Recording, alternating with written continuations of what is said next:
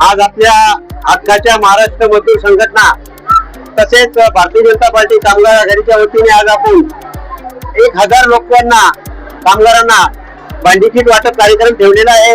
आतापर्यंत आपण याच्या अगोदर आपण 8000 लोकांना वाटप केलेले आहे।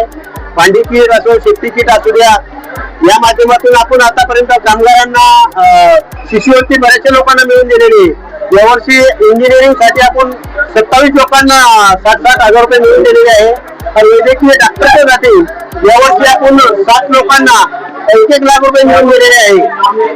त्याच्यामध्ये 5 लेडीज लोकांना मिळालेले आहे।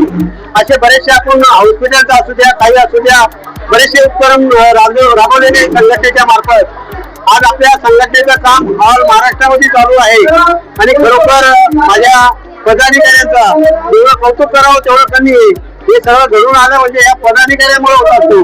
पदाधिकाऱ्यांची माझ्या भरपूर मेहनत आहे, त्यामुळे हा सगळा कार्यक्रम माझे घडून येत आहे। याबद्दल मी पदाधिकाऱ्यांचा खूप खूप ऋणी आहे। धन्यवाद। जय हिंद, जय महाराष्ट्र।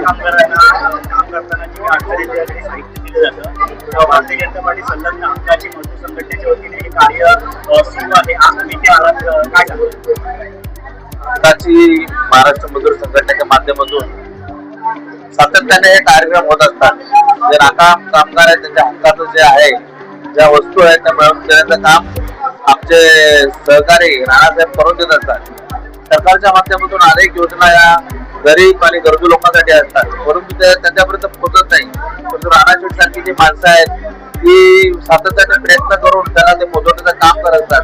मग त्यांच्या नाकाकांपाच्या मुलींच्या लग्नासाठी पैसे असते, त्यांच्या उच्च शिक्षणाचे पैसे असते, अशा अनेक प्रकारचे आणि मी यासाठी राणाशेठच्या मनापासून आभार मानतो।